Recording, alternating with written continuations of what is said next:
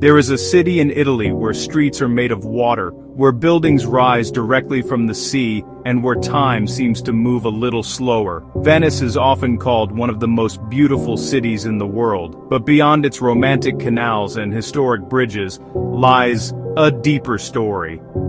A story shaped by geography, trade, resilience, and centuries of change. Venice sits in northeastern Italy, in a shallow lagoon along the Adriatic Sea. Unlike most cities, Venice wasn't built on solid land. Instead, it spreads across more than 100 small islands connected by canals and bridges.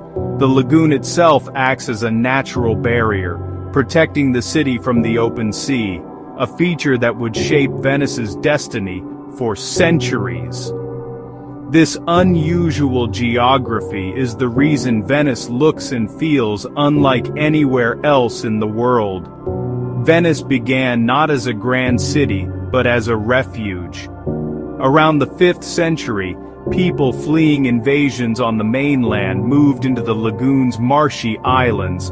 The water offered protection, and slowly, small settlements began to grow. To build safely on soft ground, wooden piles were driven deep into the mud beneath the water.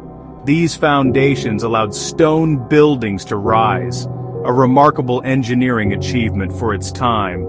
Over generations, a scattered group of islands transformed into a thriving city. By the Middle Ages, Venice had become one of the most powerful maritime republics in Europe. Its location made it a gateway between East and West. Merchants from Asia and the Middle East brought spices, silk, and ideas, while Venetian ships carried goods across the Mediterranean. Trade shaped everything, from architecture to culture.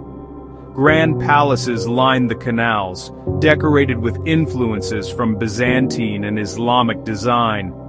Markets flourished, and Venice grew wealthy through commerce rather than conquest. Walking through Venice today feels like stepping into history.